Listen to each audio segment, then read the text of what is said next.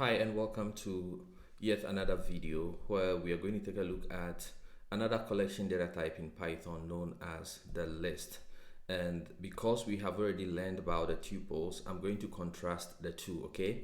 So what is similar between the two is that indeed they both help you to store a collection of items in one variable. However, you remember from the tuples videos that tuples are immutable, so once you create them you cannot change the values in there. That is by design of the language, even though there are workarounds that we can know after we have learned about the list.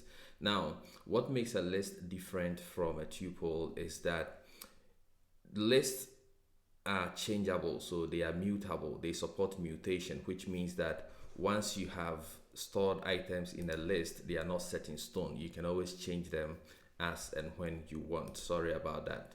So what I'm going to do now is to show you how to create a list, and I'm going to use an example of storing a collection of fruit names in a variable. So I'm going to say fruits, and I'm going to say is equal to. So the way we create list in Python is to use the square bracket, and similar to how we created tuples, you put in the items separated by commas. Okay, so I can say fruit, I can say orange, and I can say pine apple, and I can say mango.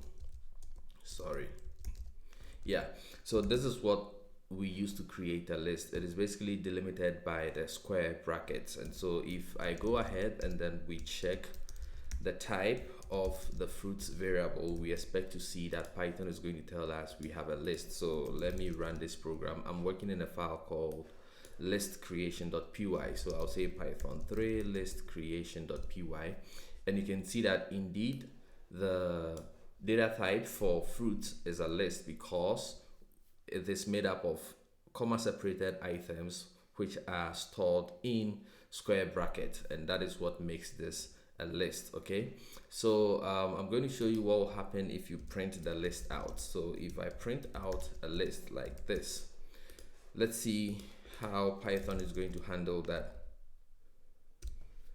So if you print out a list, Python is going to print out all the items in the list, and then the comma separation is also going to be shown, and the fact that they are delimited within square brackets are also going to be shown. Okay, so this is just about creating your list, and in the next video I'm going to show you how you can mix different data types in the same list. So let's take a quick pause and I'll see you in the next video.